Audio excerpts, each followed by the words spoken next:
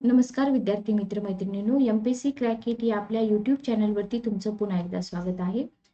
तर आपण सिरीज चालू केलेली आहे संयुक्त पूर्व परीक्षा 2022 साठी, बरोबर. संयुक्त पूर्व परीक्षा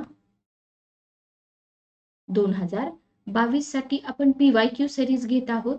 आता आजपासून आपण काय करणार आहोत? आजपासून आपण केसागर पब्लिकेशनचं जे पुस्तक आहे, पेपर अनालिसिसचं पुस्तक, त्या पुस्तकामधून मी तुम्हाला PYQ अनालिसिस घेणार आहे. ज्या विद्यार्थ्यांना पुस्तक घ्यायचं आहे त्यांनी kesagar.com या वेबसाईटवरून पुस्तक घ्या. तिथं तुम्ही कविता 05 हा माझा कोड वापरा, जेणेकरून तुम्हाला एक्स्ट्रा 5% डिस्काउंट मिळून जाईल. ठीक आहे. तर आज आपण पेपर घेत आहोत 2016चा पेपर. आता तुम्ही म्हणाल की मॅडम 2016 पासून, तर आपण 2016 पासून 21 पर्यंतचे सगळे पेपर घेऊया, जेणेकरून तुम्हाला समजून जाईल की आयोग कशा प्रकारे क्वेश्चन विचारते. ठीक आहे. तर आज आपण घेतोय पॉलिटी सब्जेक्ट. पॉलिटीचे क्वेश्चन खूप फिरवून फिरवून आयोग विचारतं. तर बघा, विक्रीकर निरीक्षक 19 जून 2016चा हा पेपर आहे. समजून घ्या, लेक्चर पूर्ण बघा, मिस करू नका कोणताही भाग. पहिला क्वेश्चन विचारलेला आहे विक्रीकर निरीक्षक पूर्व परीक्षा. खालीलपैकी कोणती मार्गदर्शक तत्वे ही मूळच्या राज्यघटनेत समाविष्ट नव्हती, परंतु ज्यांचा समावेश नंतर 42व्या राज्यघटना दुरुस्तीद्वारे करण्यात आला. बरोबर. तर क्वेश्चन तुम्हाला काय विचारलाय की कोणती अशी मार्गदर्शक तत्वे आहेत जी मूळ आपल्या राज्यघटनेमध्ये नव्हती, पण त्यांचा समावेश कधी केलाय? 42व्या घटना दुरुस्तीने केलाय. या घटना दुरुस्तीला आपण काय म्हणतो? मिनी कॉन्स्टिट्यूशन म्हणतो. बरोबर. पहिला ऑप्शन दिलाय कामगारांना काम, निर्वाह वेतन, चांगलं जीवनमान आणि पर्याप्त सामाजिक व सांस्कृतिक संधी द्यावी. म्हणजे इथं तुम्हाला एक गोष्ट लक्षात घेतली पाहिजे की तुम्हाला मार्गदर्शक तत्वे तोंडपाठ पाहिजेत. लक्षात घ्या बरं का, मार्गदर्शक तत्वे तुम्हाला तोंडपाठ हवेत. सेकंड आहे कामगारांना व्यवस्थापनात सहभाग मिळवता यावा यासाठी पावले उचलणे. थर्ड आहे सर्वांना समान न्यायाची हमी आणि गरिबांना मोफत कायदेविषयक सहाय्य देणं. चौथं आहे पर्यावरणाचं संरक्षण व संवर्धन करण्यासाठी आणि वने व वन्यजीव सृष्टी यांचं रक्षण करण्यासाठी प्रयत्न करणे. जर तुम्हाला मार्गदर्शक तत्वेच पाठ नसतील तर उत्तर कसं येणार? बरोबर. तर इथं तुम्हाला विचारलेलं आहे की मूळ राज्यघटनेत नव्हती, नंतर समाविष्ट केली. बरोबर. तर सेकंड बघा, कामगारांना व्यवस्थापनात सहभाग मिळवता यावा यासाठी पावले उचलणं, हे मार्गदर्शक तत्व मूळ राज्यघटनेमध्ये नव्हतं, ते नंतर ऍड केलं गेलंय. बरोबर. त्याच्यानंतर तिसरं बघा, सर्वांना समान न्यायाची हमी आणि गरिबांना मोफत कायदेविषयक सहाय्य, हे पण तत्व मूळ राज्यघटनेमध्ये नव्हतं, नंतर ऍड केलंय. चौथं आहे पर्यावरणाचं संरक्षण व संवर्धन करण्यासाठी आणि वने व वन्यजीव सृष्टी यांचं रक्षण करण्यासाठी प्रयत्न करणं. तर 2, 3 आणि 4 ही जी मार्गदर्शक तत्वे आहेत, ही मार्गदर्शक तत्वे 42व्या घटना दुरुस्तीनं ऍड केलेले आहेत. इतकंच माहित असून चालेल का? नाही. कलम पण माहित पाहिजे ना याची, आर्टिकल माहित पाहिजे. मग आपल्याला केसागर पब्लिकेशनच्या बुकमध्ये स्पष्टीकरण पण मिळतं. लक्षात घ्या, इथं तुमचा टाइम वेस्ट जाण्याचा प्रश्नच नाहीये. तुम्हाला काय करावं लागलं असतं, नाहीतर पेपर प्रिंट काढून आणा, मग त्याचं स्पष्टीकरण शोधा, मग क्वेश्चन कोणत्या बुक मधून आलंय ते शोधा. बरोबर. तर स्पष्टीकरणामध्ये पहिला मुद्दा आपल्याला काय मिळतोय बघा, आणि याच्यावरून तुम्हाला एक गोष्ट लक्षात येते की क्वेश्चन अनालिसिस कसा करायचा. बरोबर. मूळ राज्यघटनेतच कलम 43 मध्ये, व्हेरी व्हेरी इम्पॉर्टंट, मूळ राज्यघटनेमध्ये कलम 43 मध्ये राज्य, आता राज्य या संज्ञेमध्ये कोणकोणत्या बाबींचा समावेश होतो, हा क्वेश्चन तर बऱ्याच एक्झाम मध्ये आलेला आहे. बरोबर. तर मूळ राज्यघटनेमध्ये कलम 23 मध्ये राज्य शेतकी, औद्योगिक अथवा अन्य प्रकारच्या सर्व कामगारांना काम, निर्वाह वेतन, समुचित जीवनमान, फुरसतीचा आणि सामाजिक सांस्कृतिक संधीचा पूर्ण उपयोग याची शाश्वती देणारी अशी कामाची परिस्थिती उपलब्ध करून देण्यासाठी प्रयत्न करेल आणि विशेषतः ग्रामीण क्षेत्रामध्ये वैयक्तिक किंवा सरकारी तत्वावर कुटीर उद्योगांचं संवर्धन करण्यासाठी प्रयत्नशील राहील, अशा प्रकारची तरतूद आहे.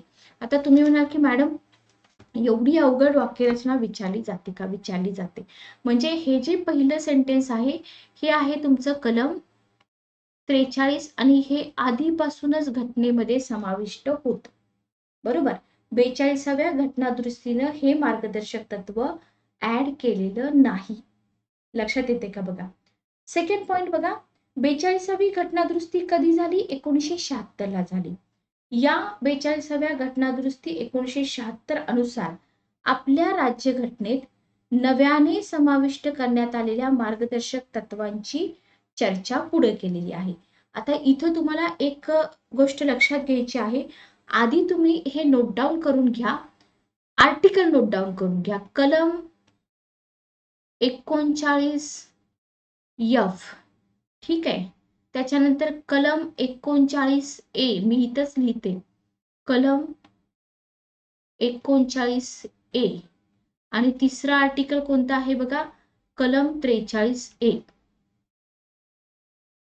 कलम 43A. तर आपल्या चॅनलवरती, एमपीएससी क्रॅकेट चॅनलवरती सगळे पेपर मी तुम्हाला घेणारच आहे. आता हे अर्ध्या तासाचं लेक्चर तुम्हाला मिळेल, पण डेली लेक्चर तुम्हाला मिळतील, लक्षात घ्या. ठीक आहे. तर कलम 43A म्हणजे तुम्हाला फक्त थेरॉटिकल माहित असून चालणार नाही, तुम्हाला हे आर्टिकल माहित पाहिजेत. 39F, 39A आणि 43A. ओके. तर बघा 39F याच्यामध्ये काय दिलंय? 42व्या घटनादुरुस्तीनुसार कलम 39 आणि 39F मध्ये नव्या उपकलमाचा समावेश करण्यात आला. या पोटकलमानुसार बालकांना निरामय पद्धतीने मुक्त प्रतिष्ठापूर्व वातावरणात आपला विकास करण्याची संधी व सुविधा दिल्या जाव्यात. बालके आणि युवक यांना शोषणापासून आणि नैतिक व भौतिक गरजांच्या बाबतीत उपेक्षेपासून संरक्षण दिलं जावं, अशा प्रकारची तरतूद करण्यात आली. ठीक आहे. त्याच्यानंतर आहे कलम 39A. 42वी घटनादुरुस्ती याच्यानुसारच हे कलम ऍड केले. राज्यघटनेमध्ये कलम 39A चा समावेश केला. काय आहे कलम 39A? कलम 39A आहे की कायद्याची यंत्रणा राबविताना समान संधीच्या तत्वावर न्यायाची अभिवृद्धी होईल याची सुनिश्चिती करील आणि विशेषतः आर्थिक किंवा अन्य निसमर्थामुळे कोणत्याही नागरिकाला न्याय मिळवण्याची संधी नाकारली जाणार नाही. हीच वाक्यरचना लक्षात ठेवा. अशाच प्रकारची वाक्यरचना आयोगाकडून विचारली जाते. ठीक आहे. आणि याची खातरजमा करण्यासाठी अनुरूप विधी विधानाद्वारे किंवा योजनांद्वारे किंवा अन्य कोणत्याही मार्गाने कायदेविषयक सहाय्य मोफत उपलब्ध करून देण्यात येईल, अशी तरतूद करण्यात आली. बरोबर. म्हणजे तुम्हाला काय लक्षात ठेवायचं आहे, 39A मध्ये काय आहे आणि 39A मूळतः घटनेमध्ये होतं का नाही, तर ते 42व्या घटनादुरुस्तीनं ऍड केलेलं आहे. त्याच्यानंतर आहे कलम 43A. 42व्या घटनादुरुस्तीनुसार राज्यघटनेमध्ये कलम 43A नवीन कलम ऍड केलं. याच्यानुसार राज्य कोणत्याही उद्योगधंद्यात गुंतलेले उपक्रम, आस्थापना किंवा अन्य संघटना यांच्या व्यवस्थापनामध्ये कामगारांना सहभागी होता यावं. म्हणजे हे जे सेकंड सेंटेन्स आहे ना आपलं, ते कोणतं आहे? कलम 43A आहे बघा. हे आहे कलम 43A. हे तुम्हाला फटाफट लक्षात आलं पाहिजे. ओके. यासाठी अनुरूप विधी विधानाद्वारे किंवा अन्य कोणत्याही मार्गाने उपाययोजना करील, अशी तरतूद इथं करण्यात आलेली आहे. एवढं सगळं तुम्हाला छान पेपर अनालिसिस या बुक मध्ये मिळून जातं, रेडी मटेरियल. ठीक आहे. त्याच्यानंतर आहे कलम 48A. बघा, हे सुद्धा कलम 42व्या घटनादुरुस्तीनंच ऍड केलेलं आहे. त्याच्यानुसार राज्य देशाच्या पर्यावरणाचं संरक्षण करेल. म्हणजे इथं काय येईल? कलम 48A येईल. 48A. ठीक आहे. हे क्लिअर झालं. त्याच्यानुसार राज्य काय करेल? पर्यावरणाचं संरक्षण संवर्धन करण्यासाठी वने व वन्यजीव सृष्टी यांचं रक्षण करण्यासाठी प्रयत्नशील राहील, अशी तरतूद करण्यात आलेली आहे. तिसरा पॉइंट आहे, जी 44वी घटनादुरुस्ती क्वेश्चन तर आपल्याला दिलेला आहे 42 शी रिलेटेड, पण इथे तुम्हाला एक्स्ट्रा इन्फॉर्मेशन पण दिलेली आहे 44व्या घटना दुरुस्तीची. तर बघा, 44व्या घटना दुरुस्तीनुसार कधी झाली? 78ला. 42वी कधी झाली? 76ला. बरोबर. तर 1978 अनुसार राज्यघटनेतील मार्गदर्शक तत्वांमध्ये करण्यात आलेले बदल खालीलप्रमाणे. कलम 38 मध्ये बदल. हे कन्फ्युजन करून घेऊ नका की 42 नुसार कोणती कलम चेंज झाली आणि 44 नुसार कोणती कलम चेंज झाली. ठीक आहे. तर 38 मध्ये बदल करण्यात आला. याच्यामध्ये 38(1) हे पोटकलम तयार करून राज्य लोककल्याणाच्या संवर्धनासाठी शक्य होईल तितक्या परिणामकारक रीतीने सामाजिक, आर्थिक, राजकीय न्यायाद्वारे राष्ट्रीय जीवनाच्या सर्व घटकांमध्ये प्रेरणा निर्माण होईल अशी समाज व्यवस्था प्रस्थापित करेल, अशी तरतूद करण्यात आली. ठीक आहे. त्याच्यानंतर आहे कलम 38(2). इथं काय दिलेलं आहे कलम 38(2) मध्ये?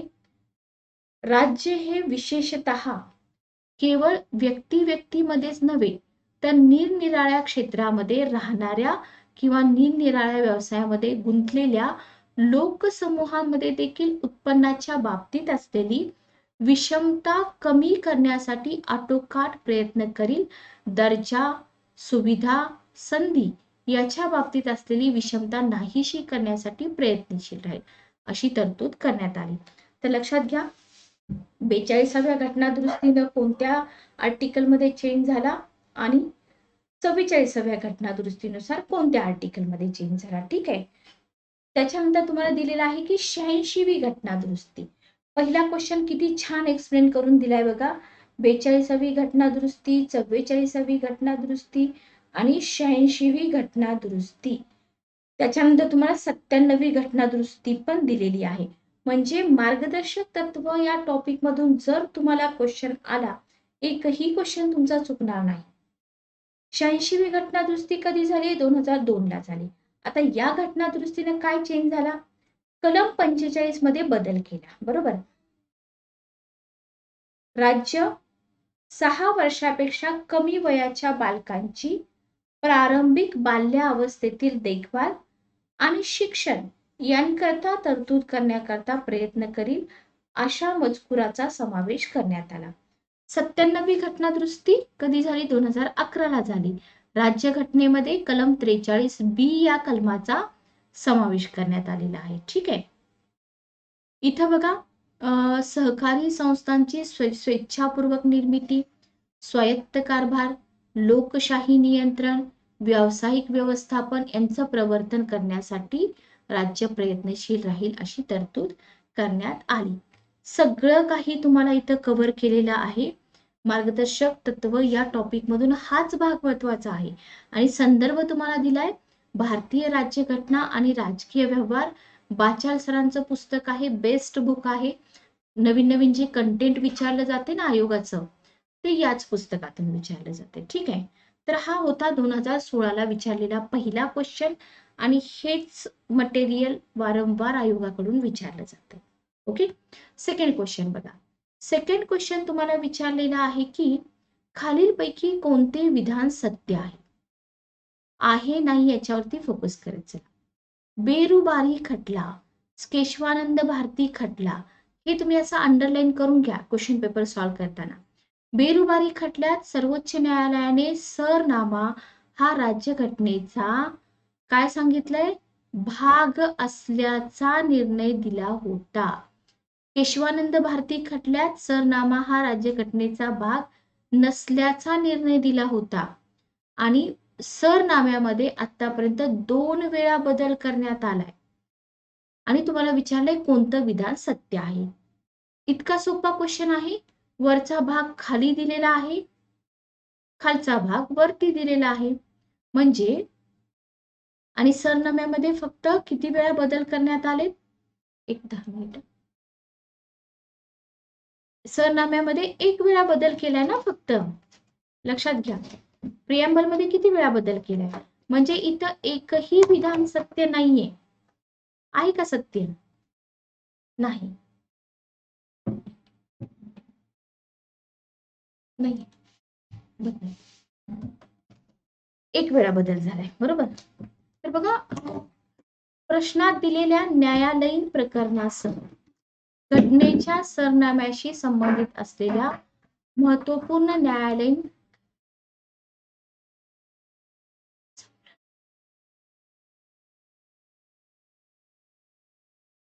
बघा, तपशील तुम्हाला दिलेला आहे, ठीक आहे. आता इथे बघा, आपल्याला हे दोन खटले विचारलेत, बेरुबारी आणि केशवानंद भारती. पण तुम्हाला सज्जन सिंग विरुद्ध राजस्थान हे पण पुस्तकात दिलेलं आहे. गोलकनाथ विरुद्ध पंजाब राज्य हेही दिलेलं आहे. भारती चंद्र भवन विरुद्ध मैसूर राज्य हेही दिलेलं आहे. बोम्मई प्रकरण हेही दिलेलं आहे. LIC इंडिया विरुद्ध consumer education and research centre हेही दिलेलं आहे. ठीक आहे, ओके.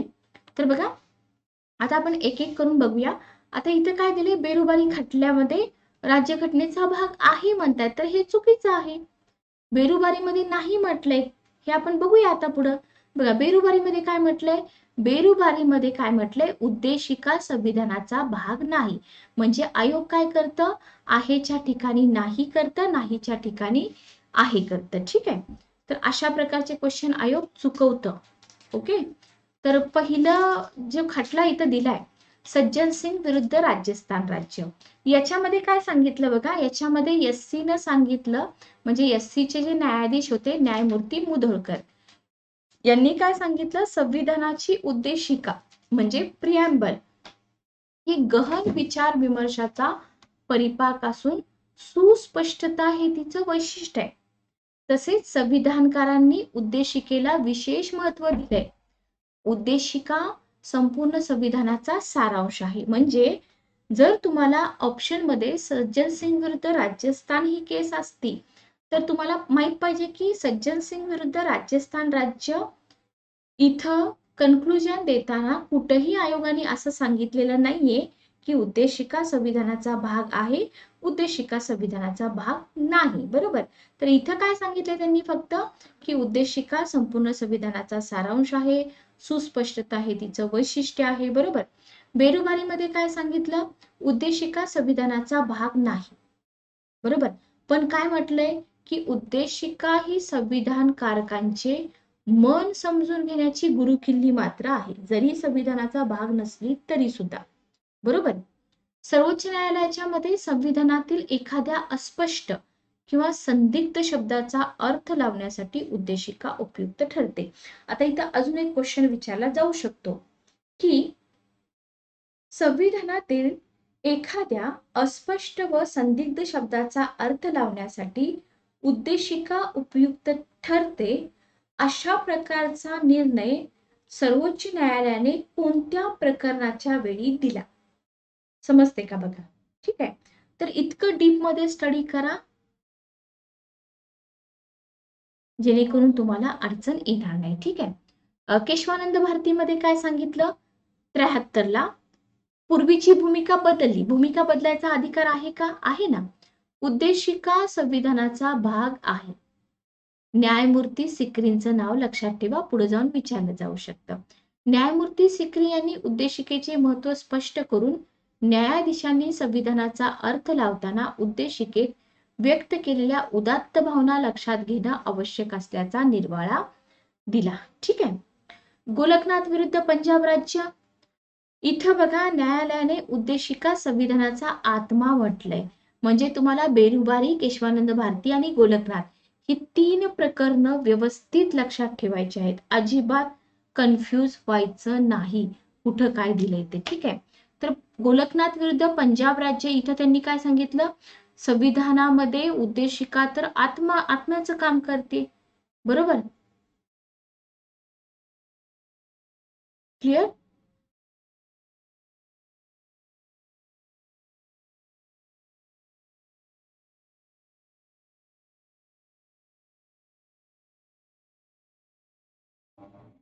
चला पुढे जाऊया. पुढे काय दिलेलं आहे बघा, शाश्वत आणि अपरिवर्तनीय आहे. संविधानाची उद्देशिका संविधानकारकांना शासनाने ज्या तत्वांवर कार्य करण्याची अपेक्षा आहे त्या तत्वांचा सारांश व्यक्त करते, असं मत व्यक्त केलं. म्हणजे न्यायालयाच्या मतानुसार आपल्या राष्ट्रीय जीवनाशी संबंधित असणाऱ्या मूलभूत तत्वांप्रती असलेली आपली श्रद्धा व विश्वास यांचा जाहीरनामा म्हणजे उद्देशिका. हे सगळं सुप्रीम कोर्टानं कोणत्या प्रकरणाचा निकाल देताना बोललंय? गोलकनाथ विरुद्ध पंजाब राज्य. बरोबर, क्लिअर. चला बघा, इतकं छान कंटेंट दिलेलं आहे. पुस्तक विकत घ्या, तुम्हाला 21 पर्यंतचे सगळे पेपर त्याच्यामध्ये मिळतील. त्याच्यानंतर आहे भारती चंद्र भवन विरुद्ध मैसूर राज्य. इथं काय सांगितलंय? इथं म्हटलंय की मार्गदर्शक तत्वे आणि मूलभूत हक्क यांचं स्वरूप उद्देशिकेतील उद्दिष्टांशी ताडून पाहिल्यावर अधिक स्पष्ट होतं. याला IMP करा बरं का. का IMP करायचं? हा भाग आयोगाने आतापर्यंत कधीच विचारला नाही, पण विचारला जाऊ शकतो. डेफिनेटली विचारला जाऊ शकतो. बरोबर, मुंबई प्रकरण विचारलेलं आहे. न्यायमूर्ती रामस्वामी यांनी उद्देशिका संविधानाचा अविभाज्य भाग असल्याचं नमूद केलंय. तसेच याच प्रकरणात उद्देशिका संविधानाच्या मूलभूत संरचनेचा बेसिक स्ट्रक्चरचा भाग असल्याचा निर्वाळा. याला पण IMP करा, विचारू शकता. LIC इंडिया विरुद्ध consumer education and research centre या प्रकरणात सर्वोच्च न्यायालयाने संविधानाची प्रस्तावना अर्थात उद्देशिका संविधानाचा भाग असल्याचा निर्वाळा दिलाय. 7 प्रकरणं प्रिएम्बलशी रिलेटेड आहेत आणि ही 7ही प्रकरणं तुम्हाला व्यवस्थित लक्षात ठेवायची आहेत. ठीक आहे, क्लिअर. चला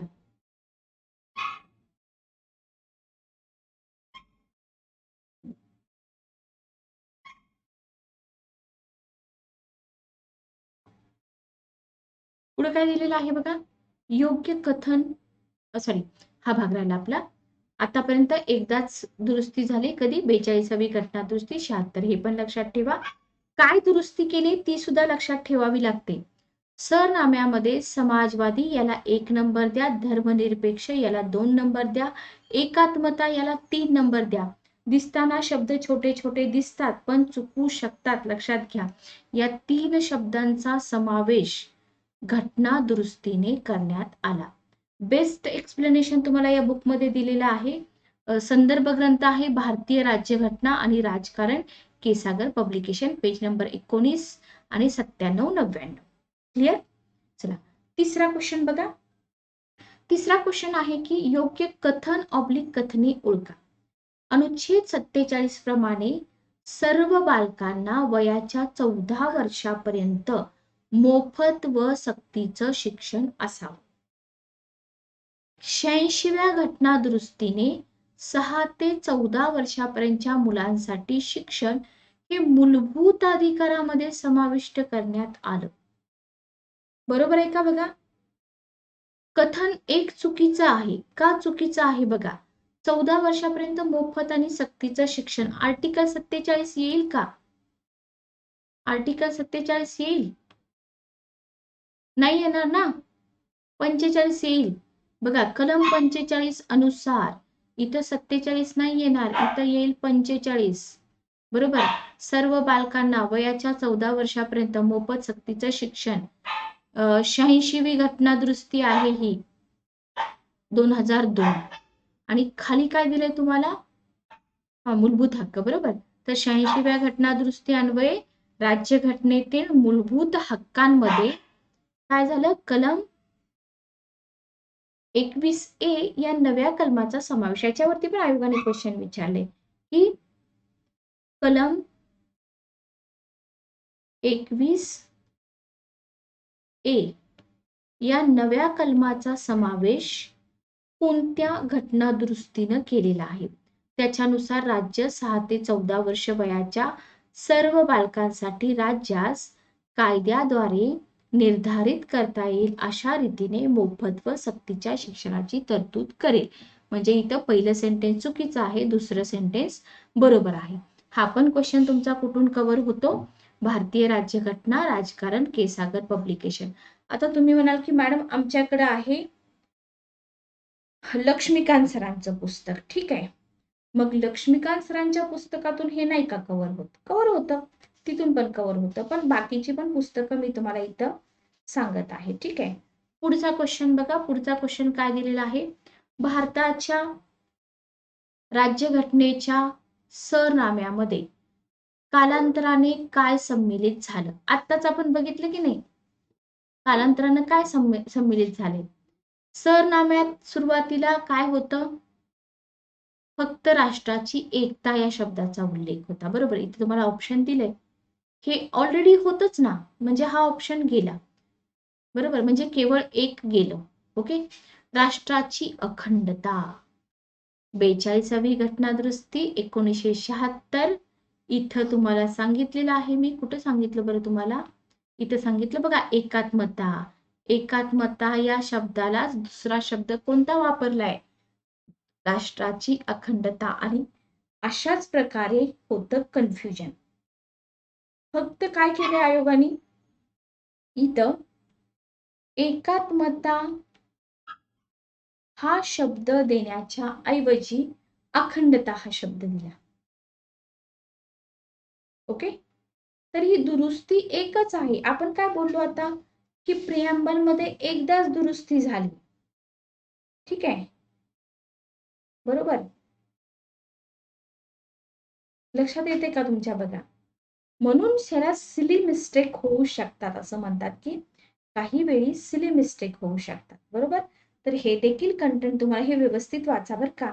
हे देखील कंटेंट तुम्हाला भारतीय राज्यघटना आणि राजकारण केसागर पब्लिकेशन 6वी आवृत्ती पेज नंबर 19 वरती दिलेलं आहे. हा झाला आपला चौथा क्वेश्चन. सोपा आहे. पाचवा क्वेश्चन एकदम सोपा आहे, इझी आहे, पण मल्टिपल टाइम रिव्हिजन आणि परफेक्शन नसेल तर मार्क मिळत नाही. तुम्हाला महत्वपूर्ण समित्या आणि दुय्यम समित्या असं वर्णन दिलंय लक्ष्मीकांत सरांच्या बुकमध्ये.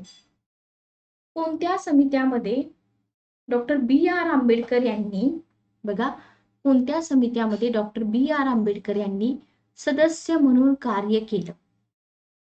पहिली आहे मूलभूत अधिकार समिती. हेच कंटेंट तुम्हाला पुढे जाऊन जोड्या लावामध्ये सुद्धा आयोगाने विचारलेलं आहे. अल्पसंख्याक समिती, उपसमिती, सल्लागार समिती आणि राज्य समिती. 1, 2 आणि 3 हे आहे आपलं उत्तर. राज्य समितीमध्ये यांनी सदस्य म्हणून काम केलेलं नाही. ठीक आहे. आता इथं बघा, इथं तुम्हाला समितीचं नाव आणि अध्यक्ष जोड्या लावा असा क्वेश्चन विचारला जाऊ शकतो. संघराज्यीय अधिकार समिती आहे, अध्यक्ष आहेत नेहरूजी. संघराज्यीय राज्यघटना समिती आहेत नेहरूजी. तर तुम्ही काय करा, नेहरूजी अध्यक्ष असलेल्या समित्या वेगळ्या करा. प्रांतिक राज्यघटना, आता इथं संघ राज्याची वेगळी, प्रांतांची राज्यघटना वेगळी. प्रांतिक राज्यघटना समिती पटेलांकडे. मूलभूत अधिकार, अल्पसंख्याक, आदिवासी सल्लागार समिती पटेलांकडे. तर पटेलांकडे 2 समित्या होत्या, नेहरूजींकडे 2 समित्या होत्या, आंबेडकरांकडे मसुदा समिती होती. कामकाज प्रक्रिया नियमन समिती राजेंद्र प्रसादांकडे होती. बरोबर. त्याच्यानंतर संस्थानांबाबतची जी समिती आहे ती नेहरूजींकडे होती. म्हणजे नेहरूजींकडे टोटल 3 समित्या झाल्या. बरोबर. सुकाणू समिती राजेंद्र प्रसादांकडे, वित्त समिती राजेंद्र प्रसादांकडे, म्हणजे यांच्याकडे पण 3 समित्या होत्या. बरोबर. मग इथं तुम्हाला दिलेलं आहे की आंबेडकर साहेब या सगळ्या समितीचे मेंबर होते, फक्त राज्य समितीचे नव्हते. अधिकारपत्र समिती आयोगाने विचारले कृष्णस्वामी अय्यर. गृह समिती बी पट्टाभी सीतारामय्या. कामकाज क्रम समिती के एम मुंशी. आणि घटना समितीच्या कार्याविषयक समिती जी व्ही मावळणकर. ओके. तोंडपाठ पाहिजे हे सगळं. ठोकळ्यामध्ये पण हा भाग मिळून जातो. तर टोटल बघा आपण किती क्वेश्चन सॉल्व्ह केले? फक्त 5 क्वेश्चन झालेत आपले अर्ध्या तासात. पण लेक्चर कसं वाटतंय मला कमेंट करून नक्की सांगा. आपल्या चॅनलवरती आता डेली लेक्चर येतील. फक्त जास्तीत जास्त विद्यार्थ्यांपर्यंत लेक्चर शेअर करा. तर भेटूया नेक्स्ट लेक्चरमध्ये. Good night. Take care.